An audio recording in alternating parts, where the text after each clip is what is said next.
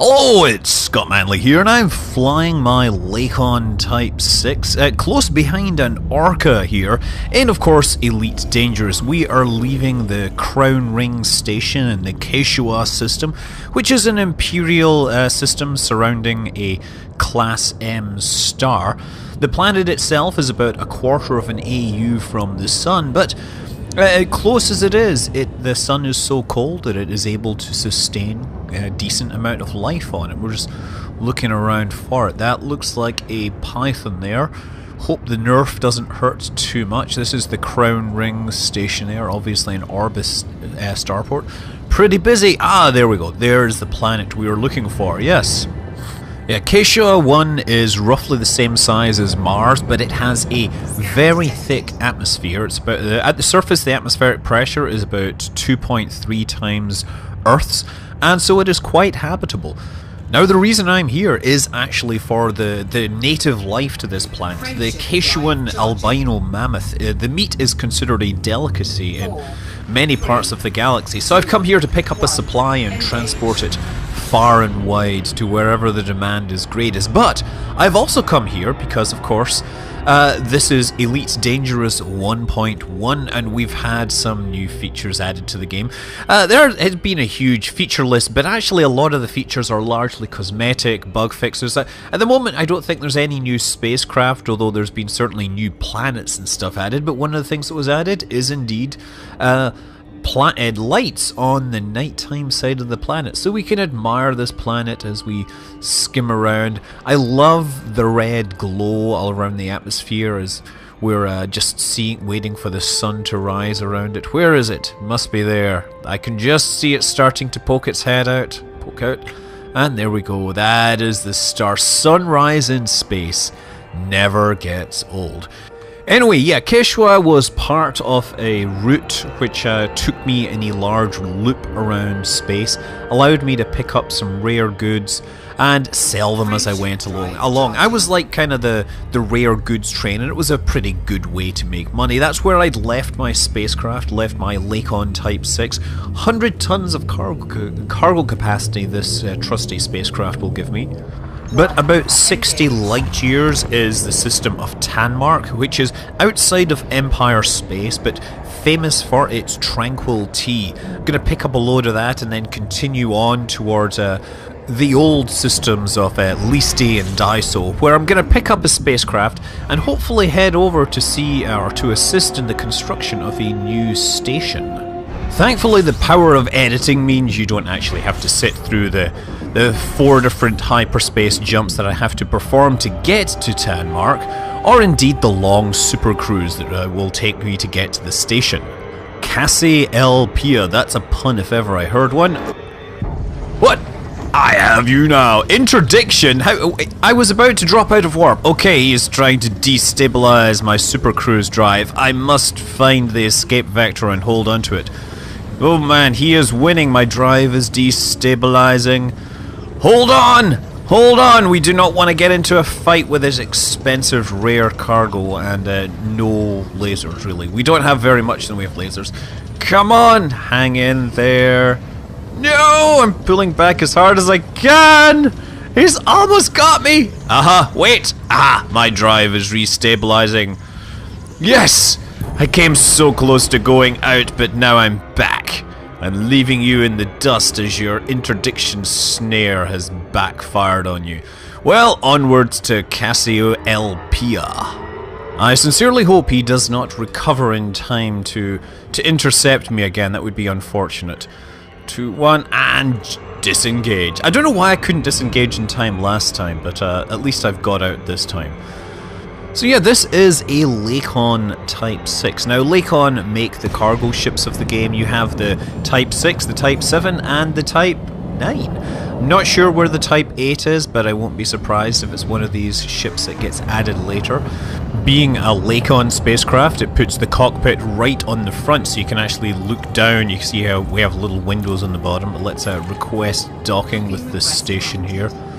Yes, it's really nice using the Track IR to look around. So yeah, the Type 6, I've got 104 tons in this. You have basically 2 Class 5 mounts, 2 Class 4 mounts, a Class 3, and a pair of Class 2 compartments. And of course you can fill most of those up with cargo bays. Obviously I've put a shield in one of them because I don't like getting shot at too much. The spacecraft will set you back a 1,000 or million credits, pardon me. Comes with room for like 3 utility hardpoints and a couple of small weapon hardpoints. So, you know, it's a nice step up in terms of trade capabilities.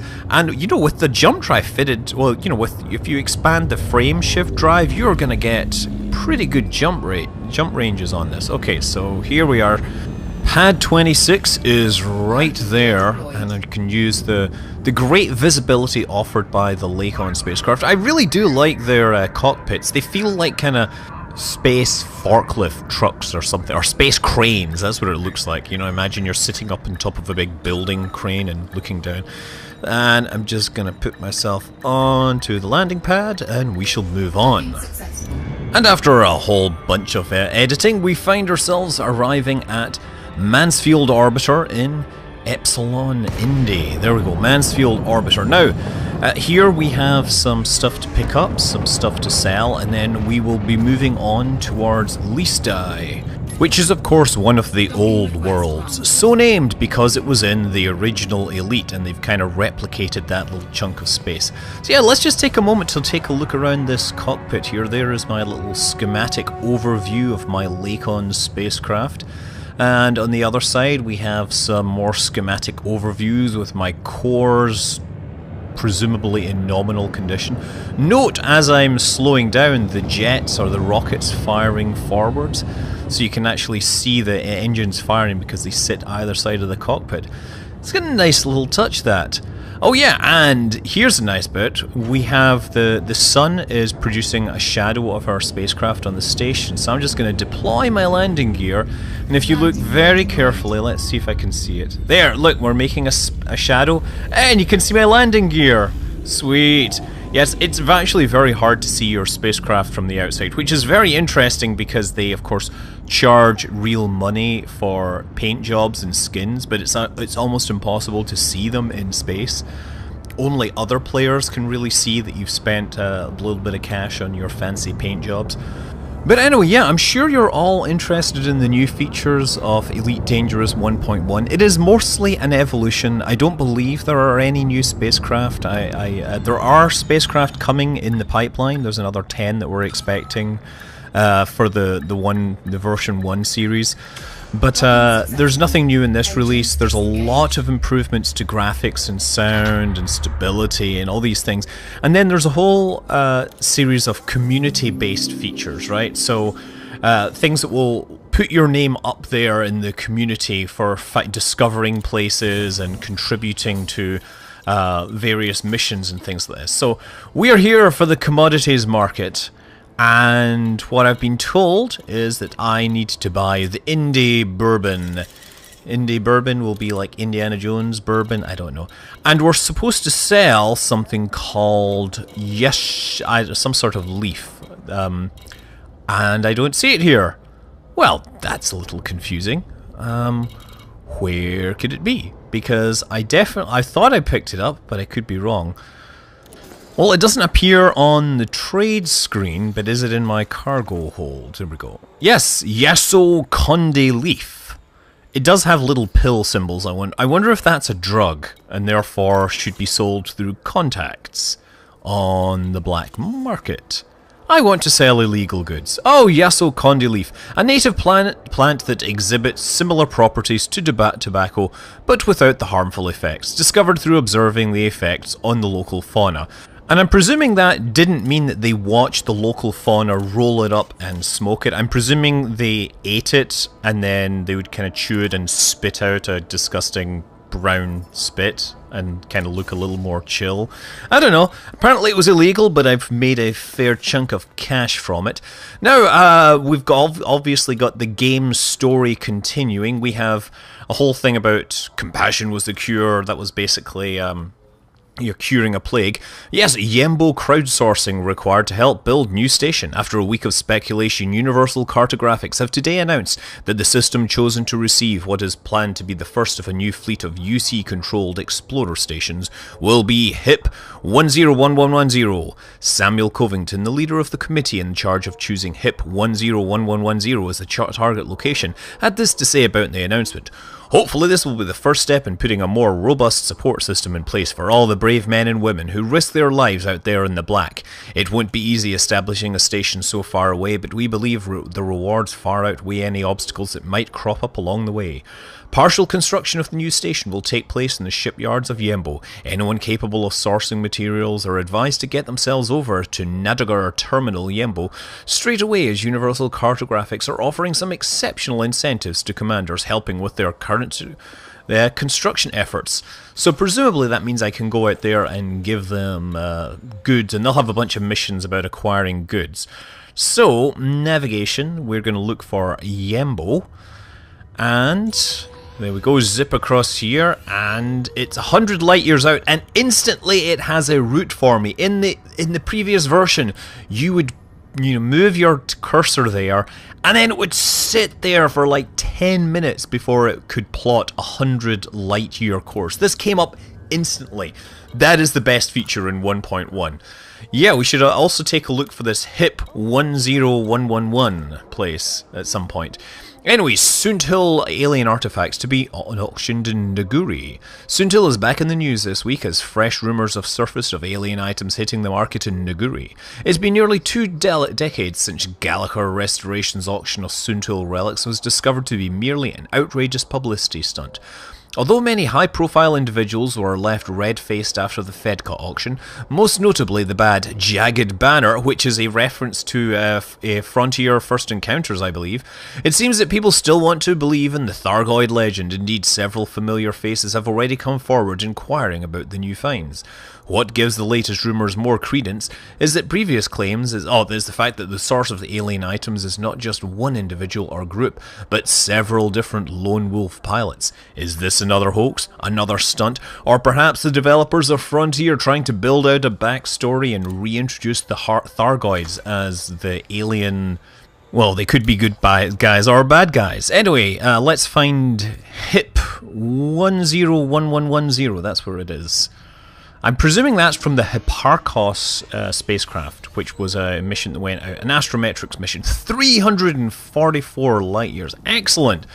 That is, that's quite a distance out. I'm not sure, I guess that'll be the first station that far away. I really should try and go a little further. I haven't gone, I've only gone a few hundred light years in any one direction, and I should probably get a ship set up for exploration. And you see, of course, that it has the plot course option available right away. I think we can all let out a cry of thank Braben for this new feature that has been bestowed upon us. Anyway, Liste is where I want to go because that's where my Cobra Mark III is. That is, of course, 109 light years out, which means, I don't know, it probably means 6 or 7 jumps easily. 7 more likely, given I'm jumping about 15 light years at a time.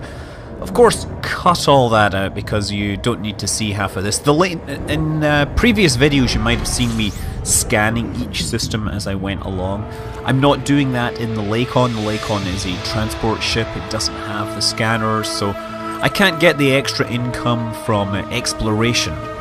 But I am interested in doing more exploration and discovery. They now will actually tag all the systems with who discovered them originally. And I don't know what happened, but I mean, I was pretty sure I did a fair amount of exploration early on, and for some reason I don't show up in any of the lists, so I'm gonna have to pick some random direction. I'm gonna have to go straight on, the third star to the left, and straight on until dawn. But right now I'm going to George Lucas Station. Yes, George Lucas Station in the Liste system. Obviously all of these stations have names that have come from the community, let's say. There is also a Ridley Scott station relatively near to this one. And those names actually date back to Frontier Elite 2, so they're not new in this release. Obviously, George Lucas and Ridley Scott both directing very important science fiction movies featuring spaceships and aliens, especially the aliens.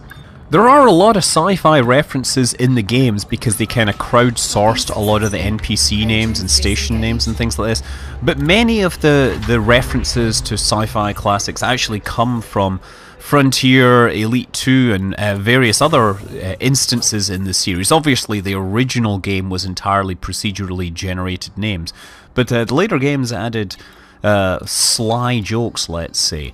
So yeah, what have we got? Specially adapted to the cold climate, these enormous animals, originally created from modified genetic material of ancient Earth, are now flourishing on Quechua. The albino form has been encouraged to dominance due to the tenderness of their flesh. Sweet mammoth flesh. Azure milk, harvested from native mammals found on Liste. This is highly nourishing and rehydrating drink, is favoured on arid and desert worlds. Now this is of course a reference to Star Wars. Tanmark, an infusion of native herbs renowned for its sedative effects. Utgaror millennial eggs. These eggs have been buried deep in the highly alkaline Utgarorian soil, are in the many active geysers where they are slowly cooked by the natural heat of the planet and take on a distinctive purple colour and their prized bittersweet taste. The taste may be bittersweet, but the profits are really sweet. Indie bourbon, originally used as a medicine to revive those who have suffocated in dust storms. The restorative effects of this potent drink are almost as famous as the hangovers. And then we have the Listian Evil Juice. It acquired its name from the local security forces claiming that those intoxicated with this powerful liqueur seemed to possessed with a pure evil. Wait, seemed to possessed with a pure evil? Okay, that just sounds like procedurally generated text, which I'm guessing is actually where the original thing came from. I'm pretty sure there were things with evil juice in the original Elite. Anyway, I'm going to switch back to my Cobra Mark III, which is now set up for exploration. I'm just going to leave my transport ship here because it might be a useful thing to have around. I could sell it as well. I guess, you know, it'd give me $1 million. That doesn't seem like very much. Okay, and actually, George Lucas, the Azure Milk I was saying, that is a reference to Star Wars, because there's scenes where you see Luke Skywalker drinking a blue milk-style substance, blue azure, and Listian Evil Juice, I think that does actually come back to the original Elite, when they had a procedurally generated random nonsense flavour text, which were sometimes pretty entertaining. Now, I think some of these decals are also new in 1.1, so now you get decals based upon your level of your advancement. You get the Founder decal, or you get the Lego Spaceship decal or something. I'm not sure. I'm going to go with the Founder decal just to show how I helped instantiate this universe. And now, of course, it is time for the long 170 light-year voyage off to Yembo.